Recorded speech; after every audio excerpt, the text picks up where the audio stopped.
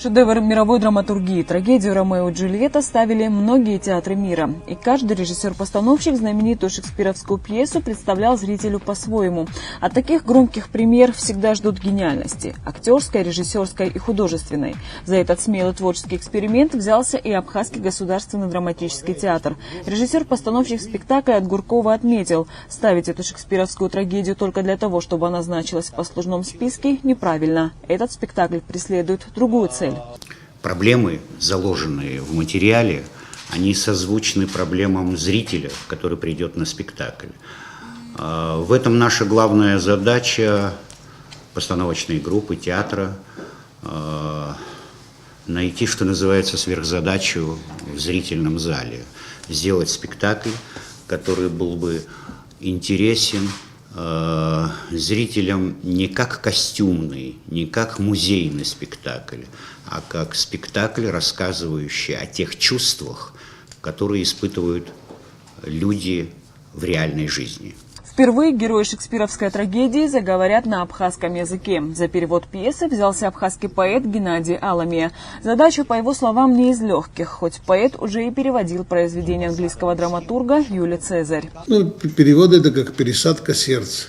В моем понимании не просто переводить слова, а это пересадка сердца. Потому что, как известно, сердце качает кровь по организму. И вот перевод он должен так действовать, чтобы наполнить весь этот спектакль, весь замысел и режиссера, и художника. Вообще весь спектакль, что он был полон жизнью, и надо перевести так. Это я знаю, теорию я знаю, вот на практике, как у меня получится, это уже не мне будет. Художник-постановщик премьеры Батал Дюпо отметил, что у этой знаменитой трагедии большая сценическая история и легко попасть в определенный штамп шекспировской пьесы. И такой вот некий гнет уже совершенных вещей как бы давлеет и над художником, и над режиссером, само собой.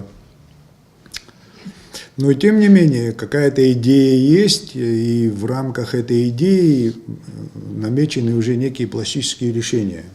Время покажет, насколько это будет возможно сложить уже, собственно, действием.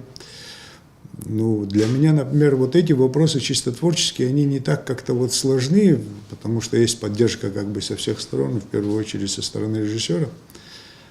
Я больше опасаюсь того, что как бы нам не пришлось урезать свои желания, именно из-за того, что мы столкнемся с техническими проблемами, которые есть в Абхазском театре. Технические проблемы касаются, кстати, не именно какой-то машинерии или там осветительских дел или так далее. Там с этим все нормально, после ремонта там все это присутствует. Но постановочная часть, из того, что я вот видел, я понимаю, что она сейчас не на том уровне, не на должном уровне, которая могла бы там обеспечить, скажем, те желания и задумки, которые там возникли у режиссера и художника. Но кто же сыграет Ромео и Джульетту и других шекспировских героев? Ответ на этот вопрос пока остался в тайне. Впрочем, генеральный директор театра Надар Чанба намекнул, что в премьере будут задействованы молодые таланты. В данном случае мы взяли Ромео и Джульетта, потому что есть какие-то основные действующие лица, мы как-то их видим, да, мы пока не озвучиваем на лицах. Ну, да.